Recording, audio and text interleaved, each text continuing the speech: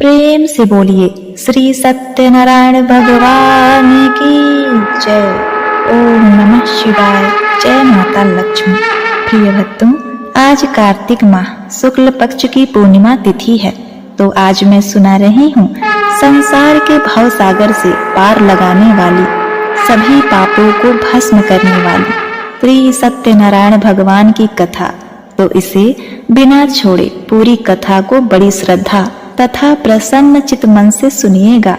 साथ ही आरती भी सुनाई जाएगी।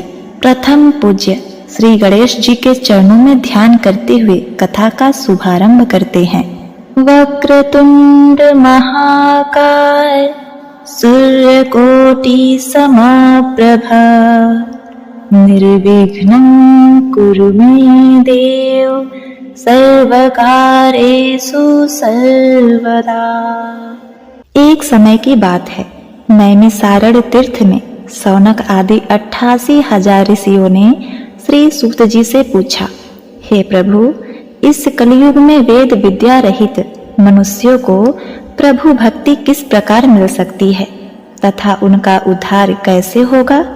हे मुनि श्रेष्ठ, कोई ऐसा तप बताइए जिससे थोड़े समय में ही पुण्य मिले और मनवांछित फल भी मिल जाए।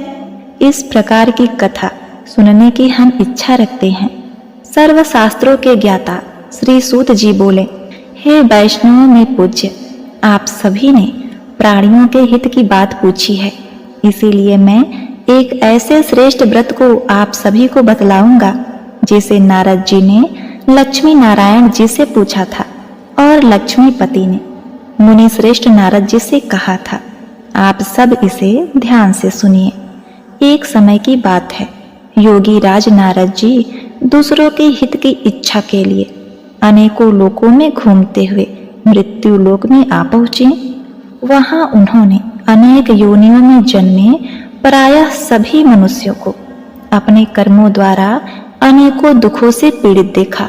उनका दुख देखकर नारद जी सोचने लगे कि कैसा यत्न किया जाए जिसके करने से निश्चित रूप से मानव के दुखों का अंत हो जाए। इस विचार पर मनन करते हुए वे विष्णु लोक में गए। वहां वह देवों के इष्ट नारायण की स्तुति करने लगे, जिसके हाथों में शंख चक्र गदा और पद्म थे, गले में वरमाला पहने हुए थे। स्तुति करते हुए नारद जी बोले, हे भगवान, आप अत्यंत शक्ति से संपन्न हैं, मन तथा वाणी भी आपको नहीं पा सकती है। आपका आदि मध्य तथा अंत नहीं है। निर्गुण स्वरूप सृष्टि के कारण भक्तों के दुख को दूर करने वाले हैं। आपको मेरा नमस्कार है। नारद जी की स्तुति सुन विष्णु भगवान बोले, हे मुनि श्रेष्ठ, आपके मन में क्या बात है? आप किस काम के लिए पधारे हैं? निसंकोच कहो। इस पर नारद जी बोले कि मृत्यु लोक में अनेक योनियों में जन्मे मनुष्य अपने कर्मों के द्वारा अनेकों दुख से दुखी हो रहे हैं। हे नाथ, आप मुझ पर दया रखते हैं तो बताइए कि वो मनुष्य थोड़े प्रयास से ही अपने दुखों से कैसे छुटकारा पा सकते हैं? श्री हरि बोले, हे नारद, मनुष्यों की भलाई के लिए तुमने बहुत ही अच्छी बात पूछी है, जिसके करने से मनुष्य मोह माया से छूट जाता है।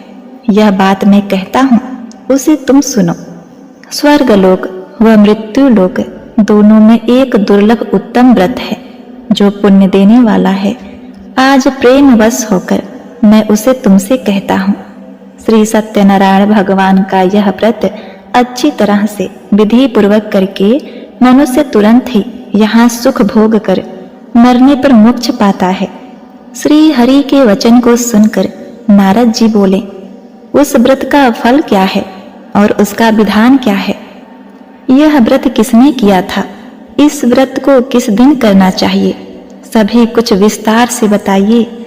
नारद जी की बात सुनकर श्री हरि बोले, दुख व शोक से दूर रहने वाला, यह सभी स्थानों पर विजय दिलाने वाला है। मानव को भक्ति व श्रद्धा के साथ शाम को श्री सत्यनारायण की पूजा धर्मपरायण होकर ब्राह्मणों व बंधुओं के साथ करनी चाहिए। भक्ति भाव से ही नैवेद्य, केले का फल, घी, दूध और गेहूं का आटा सवाई लें। गेहूं के स्थान पर साठी का आटा, शक्कर तथा गुड़ लेकर सभी भक्षण योग्य पदार्थ को मिलाकर भगवान को भोग लगाएं। उसके बाद स्वयं भोजन करें। भजन कीर्तन के साथ भक्ति में लीन हो जाए। इस तरह से सत्यनारायण भगवान का यह व्रत करने पर मनुष्य की सारी इच्छाएं निश्चित रूप से पूरी होती हैं। इस कली काल अर्थात कलयुग में मृत्यु लोक में मोक्ष का यही एक सरल उपाय बताया गया है। इति श्री सत्यनारायण व्रत कथा का प्रथम अध्याय संपूर्ण। श्रीमन्नारायण नारायण नारायण भजमन नारायण नारायण नारायण। दूसरा अध्याय।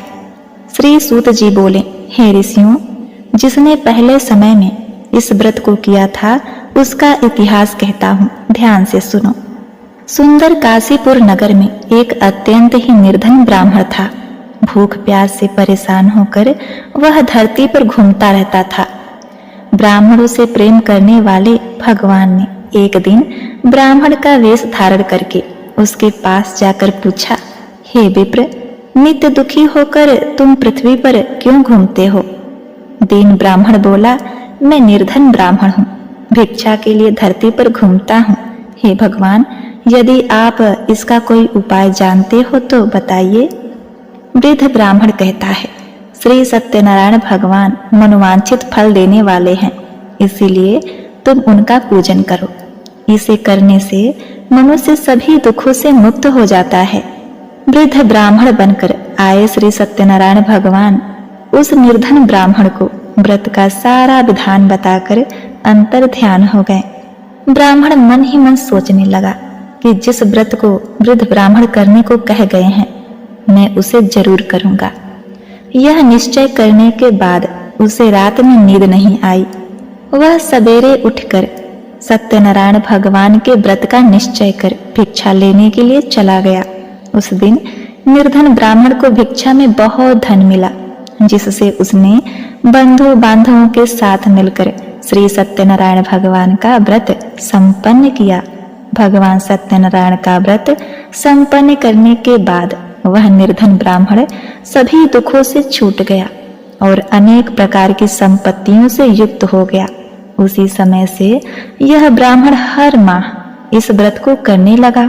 इस तरह से सत्यनारायण भगवान के व्रत को जो मनुष्य करेगा वह सभी प्रकार के पापों से छूटकर मोक्ष को प्राप्त होगा।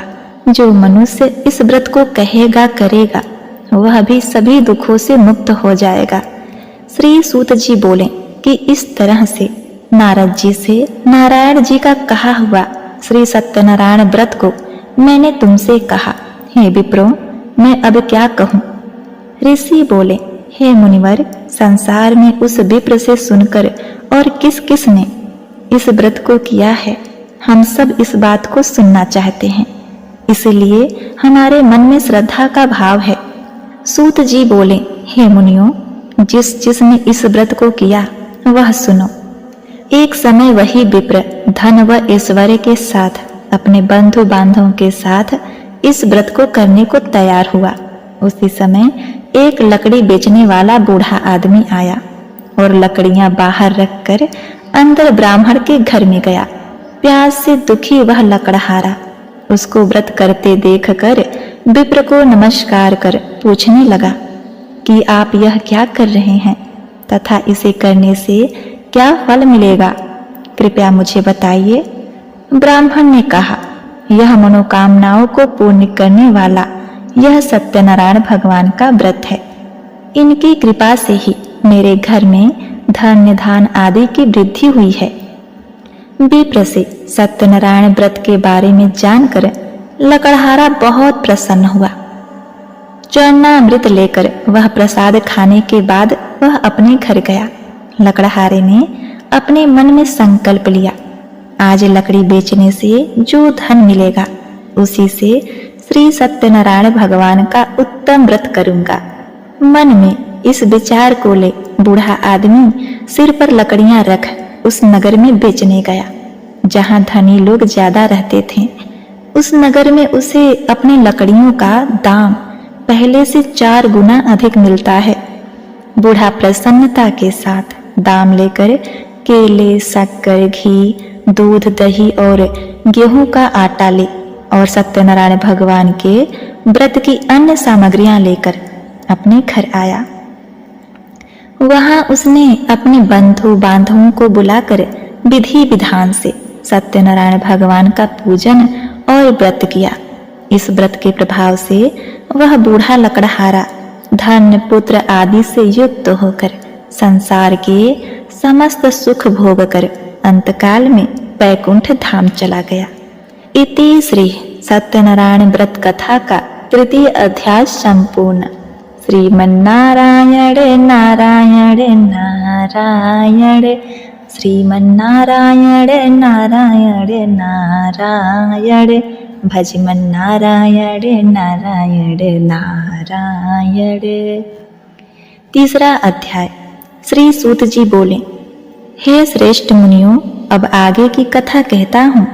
पहले समय में उल्का मुख नाम का एक बुद्धिमान राजा था। वह सत्यवक्ता और जितेंद्रिय था। प्रतिदिन देव स्थानों पर जाता और निर्धनों को धन देकर उनके कष्ट दूर करता था। उसकी पत्नी कमल के समान मुख वाली तथा सती साध्वी थी। भद्रशिला नदी के तट पर उन दोनों ने श्री सत्यनारायण भगवान का व्रत किया। उसी समय साधु नाम का एक वैश्य आया।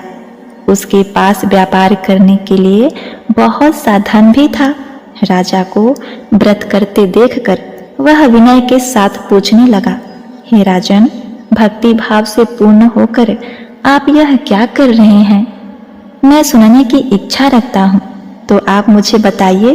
राजा बोला, हे साधु, अपने बंधु बांधवों के साथ पुत्र आदि की प्राप्ति के लिए एक महाशक्तिमान श्री सत्यनारायण भगवान का व्रत व पूजन कर रहा हूँ। राजा के वचन सुनकर साधु आदर से बोला, हे राजन, मुझे इस व्रत का सारा विधान कहिए। आपके कथनानुसार मैं इस व्रत को करूँगा। मेरी भी संतान नहीं है और इस व्रत के करने से निश्चित रूप से मुझे संतान की प्राप्ति होगी। राजा से व्रत का सारा विधान सुन व्यापार से निवृत्त होकर वह अपने घर गया। साधु वैश्य ने अपनी पत्नी को संतान देने वाले इस व्रत का वर्णन कह सुनाया और कहा कि जब मेरी संतान होगी तब मैं इस व्रत को करूँगा। साधु ने इस तरह के वचन अपनी पत्नी लीलावती से कहे। एक दिन लीलावती पति के साथ आनंदित हो सांसारिक धर्म में प्रवृत्त होकर सत्यनारायण भगवान की कथा से गर्भवती हो गई। 10वें महीने में उसके गर्भ से एक सुंदर कन्या ने जन्म लिया। दिनों दिन वह ऐसे बढ़ने लगी जैसे कि शुक्ल पक्ष का चंद्रमा बढ़ता है। माता पिता ने अपनी कन्या का नाम कलावती रखा। एक दिन लीलावती ने मीठे शब्दों में अपने पति को याद दिलाया कि आपने सत्यनारायण भगवान के जिस व्रत को करने का संकल्प लिया था उसे करने का समय आ गया है। आप इस व्रत को करिए। साधु बोला, हे प्रिय, इस व्रत को मैं उसके विवाह पर करूँगा। इस प्रकार अपनी पत्नी को आश्वासन देकर वह नगर को चला गया। कलावती पिता के घर में रहकर बुद्धि प्राप्त करने लगी। साधु ने एक बार नगर में अपनी कन्या को सखियों के साथ खेलते देखा तो तुरंत ही दूत को बुलाया और कहा, मेरी कन्या के योग्य वर देखकर आओ। साधु की बात सुनकर दूत कंचन नगर में पहुंचा और वहां देखभाल कर लड़की के सुयोग वर्णिक पुत्र को ले आया। सुयोग लड़के को देख साधु ने बंधु बांधवों को बुलाकर अपनी पुत्री का विवाह करा दिया। लेकिन दुर्भाग्य की बात ये कि साधु ने अभी भी सत्यनारायण भगवान का व्रत नहीं किया। इस पर भगवान जी क्रोधित हो गए और श्राप दिया कि साधु को अत्यधिक दुख मिले। अपने कार्य में कुशल साधु बनिया जमाई को लेकर समुद्र के पास स्थित होकर रत्नसारापुर नगर में आया। वहां जाकर दामाद ससुर दोनों मिलकर चंद्रकेतु राजा के नगर में व्यापार करने लगे। एक दिन भगवान सत्यनारायण की माया से एक चोर राजा का धन चुराकर भाग गया। उसने राजा के सिपाहियों को अपना पीछा करते देख चुराया हुआ धन वहां रख दिया जहां साधु अपने जमाई के साथ ठहरा हुआ था। राजा के सिपाहियों ने साधु वैश्य के पास जाकर राजा का धन पड़ा देखा तो वह ससुर जमाई दोनों को बांधकर प्रसन्नता के साथ राजा के पास ले गए और कहा कि उन दोनों चोरों को हम पकड़ लाए हैं, आप आगे की कार्यवाही की आज्ञा दे। राजा की आज्ञा से उन दोनों को कठिन कारावास में डाल दिया गया और उनका सारा धन भी उनसे छीन लिया गया। श्री सत्यनारायण भगवान के श्राप से साधु की पत्नी भी बहुत दुखी हुई। घर में जो धन रखा था उसे चोर चुरा ले गए। शारीरिक तथा मानसिक पीड़ा व भूख प्यास से अति दुखी हो अन्न की चिंता में कलावती एक ब्राह्मण के घर गई। वहां उसने श्री सत्यनारायण भगवान का व्रत होते देखा, फिर कथा भी सुनी। वह प्रसाद ग्रहण कर वह रात को घर वापस आई। माता ने कलावती से पूछा, हे पुत्री, अब तक तुम कहाँ गई थी? तेरे मन में क्या है? कलावती ने अपनी माता से कहा, हे माता, मैंने एक ब्राह्मण के घर में श्री सत्यनारायण भगवान का व्रत देखा है। कथा के वचन सुन लीलावती भगवान के पूजन की तैयारी करने लगी। लीलावती ने परिवार व बंधुओं सहित सत्यनारायण भगवान का पूजन किया और उनसे वर मांगा कि मेरे पति तथा जमाई शीघ्र घर आ जाएं। साथ ही यह भी प्रार्थना की कि हम सबका अपराध क्षमा करें। श्री सत्यनारायण भगवान इस व्रत से संतुष्ट हो गए और राजा चंद्रकेतु को सपने में दर्शन देकर कहा, हे राजन, तुम उन दोनों वैश्य को छोड़ दो और उनसे उनका जो धन लिया है उसे वापस कर दो। अगर ऐसा नहीं किया तो मैं तुम्हारा धन, राज व संतान सभी को नष्ट कर दूंगा। राजा को यह सब कहकर वह अंतर ध्यान हो गए। प्रातःकाल सभा में राजा ने अपना सपना सुनाया, फिर बोले कि वर्णिक पुत्रों को कैद से मुक्त कर सभा में लाओ। दोनों ने आते ही राजा को प्रणाम किया। राजा मीठी वाणी में बोला, हे महानुभावों, भाग्यवश ऐसा कठिन दुख तुम्हें प्राप्त हुआ है, लेकिन अब तुम्हें कोई भय नहीं। ऐसा कह राजा ने उन दोनों को नए आभूषण भी पहनाए और जितना धन उनका लिया था उससे 2 गुना धन वापस कर दिया। दोनों वैश्य अपने घर को चल दिए। इति श्री सत्यनारायण भगवान व्रत कथा का 3य अध्याय संपूर्ण। श्रीमन्नारायण नारायण नारायण, भजमन नारायण नारायण नारायण। 4th अध्याय। श्री सूत जी बोले, वैश्य ने मंगलचार कर अपनी यात्रा आरंभ की और अपने नगर की ओर चल दिए। उनकी कुछ दूर जाने पर एक दंडी भेषधारी श्री सत्यनारायण ने उनसे पूछा, हे साधु, तेरी नाव में क्या है? वर्णिक हंसता हुआ पूछा, हे दंडी, आप क्यों पूछते हो? क्या धन लेने की इच्छा है? मेरी नाव में तो बेल व पत्ते भरे हुए हैं। वैश्य के कठोर वचन सुनकर भगवान बोले, तुम्हारा वचन सत्य हो। दंडी ऐसे वचन कह वहां से चले गए। कुछ दूर जाकर समुद्र के किनारे बैठ गए। दंडी के जाने के बाद साधु वैश्य ने नित्य क्रिया के पश्चात नाव को ऊंची उठते देखकर अचंभा माना और नाव में बेल पत्ते आदि देखकर वह मूर्छित हो जमीन पर गिर पड़ा। मूर्छा खुलने पर वह अत्यंत ही शोक में डूब गया। तब उसका दामाद बोला कि आप शोक मत मनाइए, यह दंडी का शाप है, इसलिए हमें उसकी शरण में जाना चाहिए, तभी हमारी मनोकामना पूर्ण होगी। दामाद की बात सुनकर दंडी के पास पहुंचा और अत्यंत भक्ति भाव नमस्कार करके बोला, मैंने आपसे जो जो असत्य वचन कहे थे उसके लिए मुझे क्षमा कर दें। ऐसा कहकर महान शोकातुर हो रोने लगा। तब दंडी भगवान बोले, हे वर्णिक पुत्र, मेरी आज्ञा से बार बार तुम्हें दुख प्राप्त हुआ है, तू मेरी पूजा से विमुख हुआ। साधु बोला, हे भगवान, आपकी माया से ब्रह्मा आदि देवता भी आपके रूप को नहीं जानते, तब मैं अज्ञानी कैसे जान सकता हूँ। आप प्रसन्न होइए, अब मैं सामर्थ्य के अनुसार आपकी पूजा करूँगा। मेरी रक्षा करो और पहले के समान नौका में धन भर दो।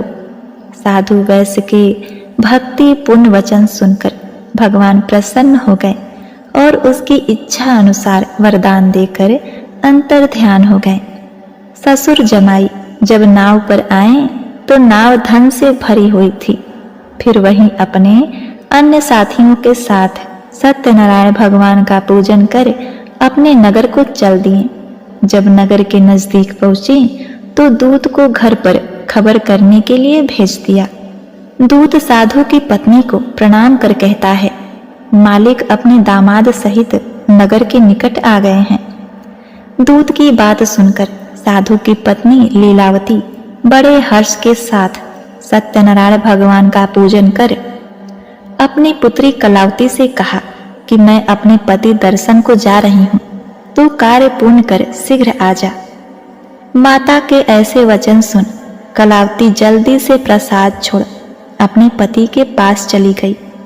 प्रसाद की अवज्ञा के कारण श्री सत्यनारायण भगवान रुष्ट हो गए और नाव सहित उसके पति को पानी में डुबो दिया। कलावती अपने पति को वहां ना पाकर रोती हुई जमीन पर गिर गई। नौका को डूबा हुआ देख वह कन्या को रोता देख साधु दुखी होकर बोला, हे प्रभु, मुझसे तथा मेरे परिवार से जो भूल हुई है उसे क्षमा करें। साधु के दीन वचन सुनकर श्री सत्यनारायण भगवान प्रसन्न हो गए और आकाशवाणी हुई, हे साधु, तेरी कन्या मेरे प्रसाद को छोड़कर आई है, इसीलिए उसका पति अदृश्य हो गया है।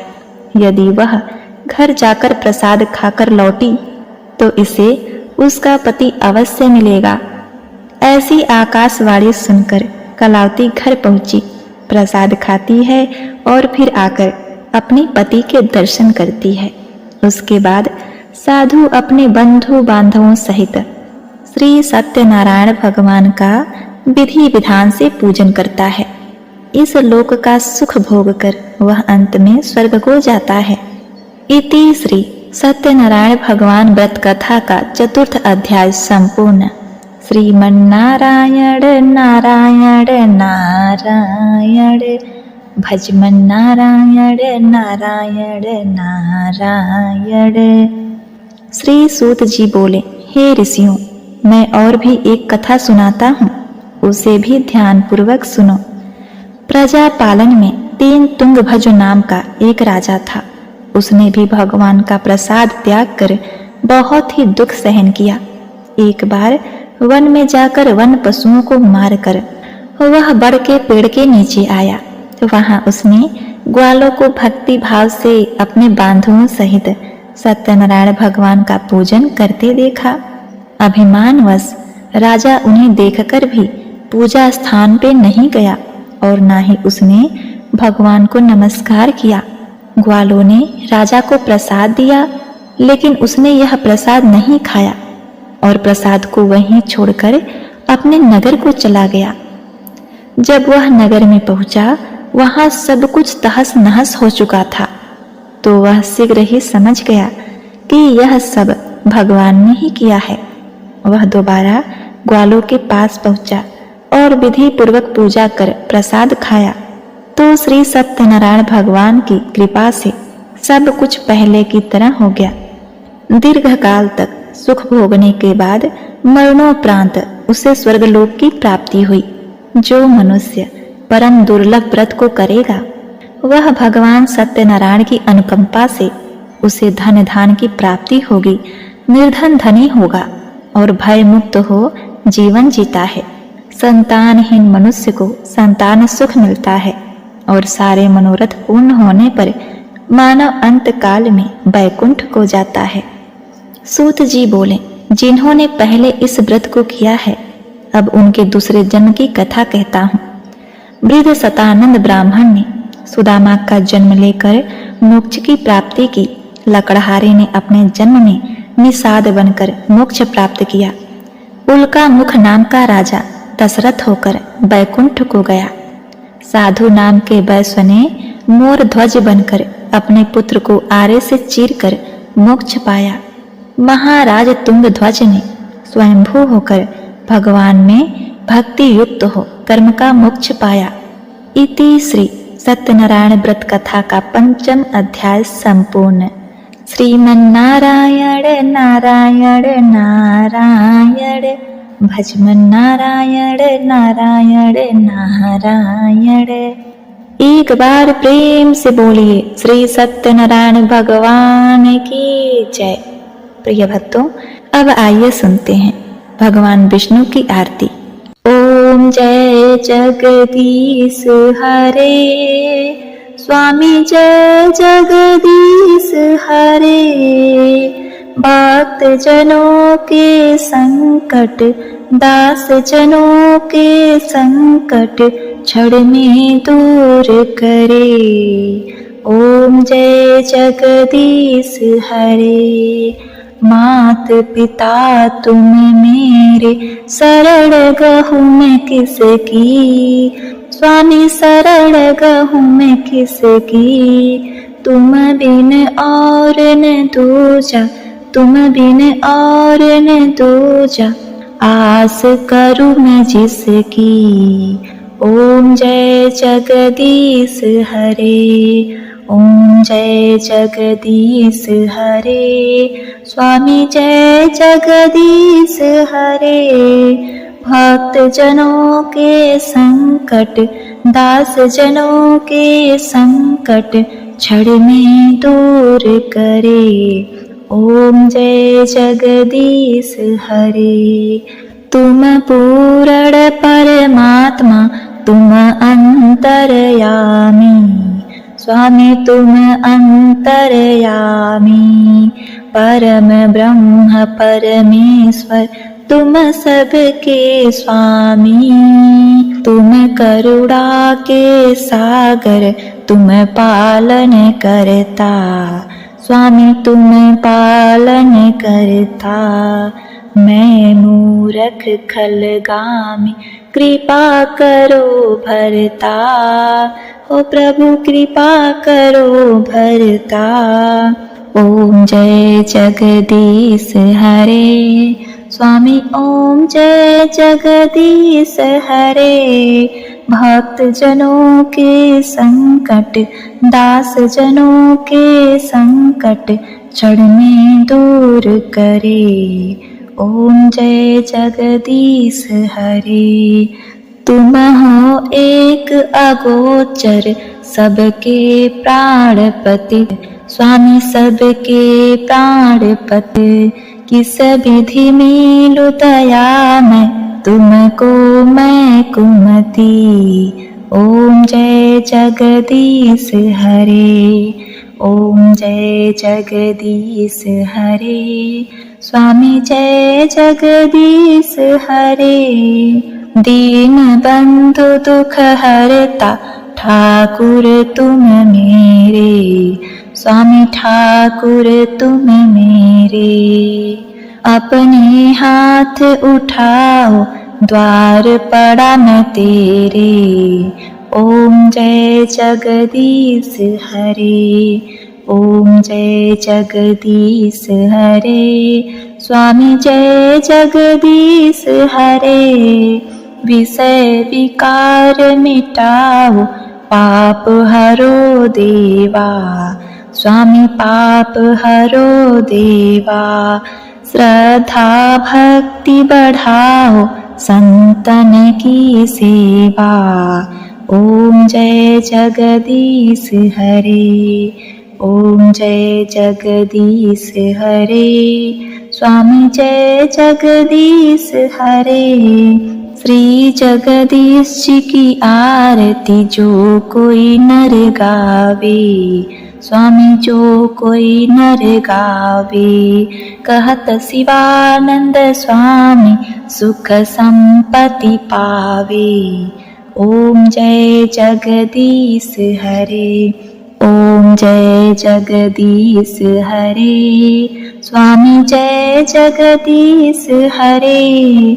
भक्त जनों के संकट, दास जनों के संकट क्षण में दूर करे। ओम जय जगदीश हरे। पार्वती पते हर हर महादेव। जय श्री हरि। श्री सत्यनारायण भगवान की जय।